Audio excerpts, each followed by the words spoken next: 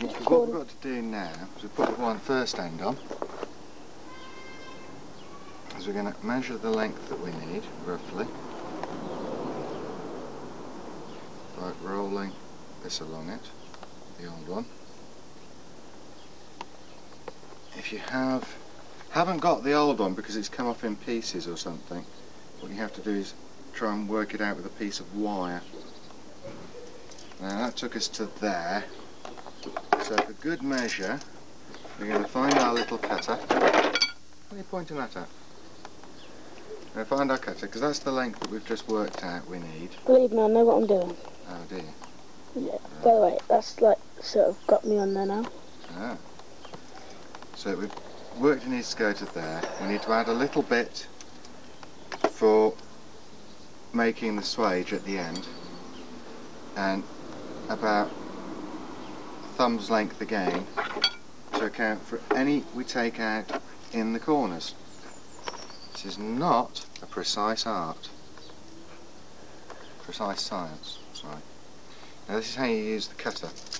You have to put it on so it's just touching and turn it round. Then you tighten it a little bit and take it round again, and a little bit at a time. If you go in too hard straight away, you crush the pipe and don't cut it. There you go, it's fallen into two pieces.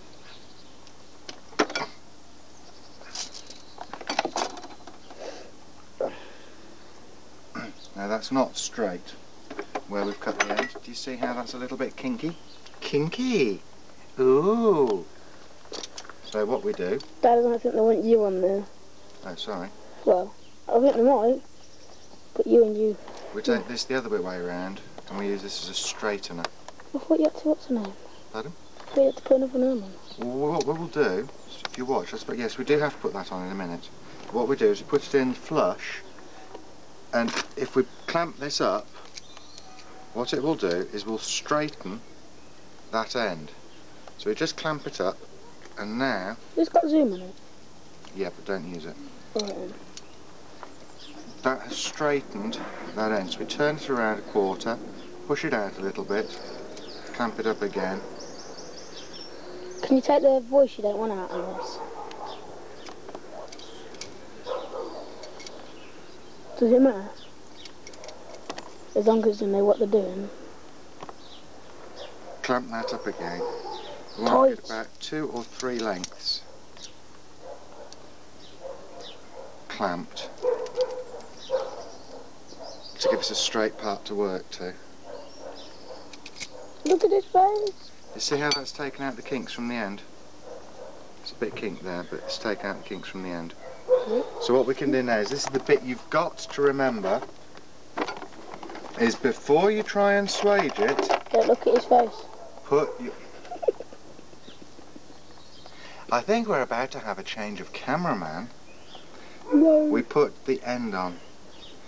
If we don't put the clamp screw on before we swage the end, we're in trouble because we've got a nice swaged end and nothing to hold it in. No, once we've swaged the end, we can't put it on. Having already done the other end, we'd have to cut it off to put a new end on, and that would mean that we'd then be short of pipe. So it'd wreck the whole thing. So back to the steps. We want about 1/4 of an inch poking out at the top. We flip our trap over, clamp him up good and tight so that he doesn't fall out. We then find the correct end and drop in, swaging blank. We bring our clamp over,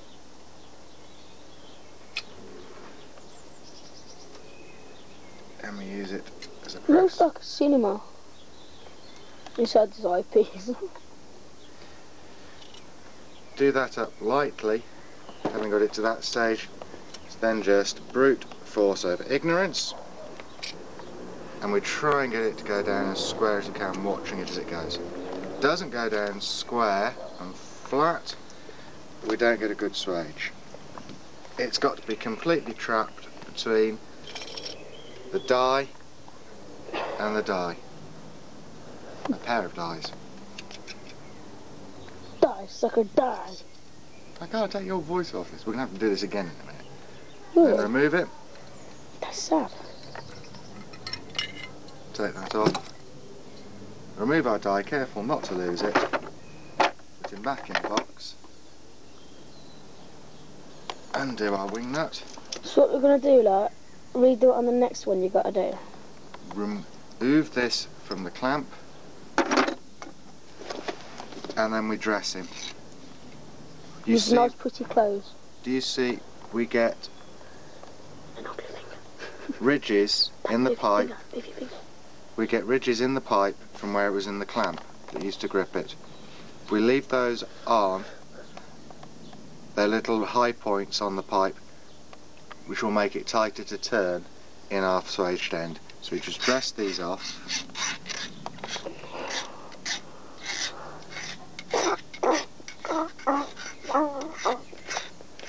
What? Do I have to redo it then? So I'm quiet. Dress those off. Then we add a little bit of copper slip so that when we bring this end back up, even though this is copper pipe, hopefully the end won't rust to it.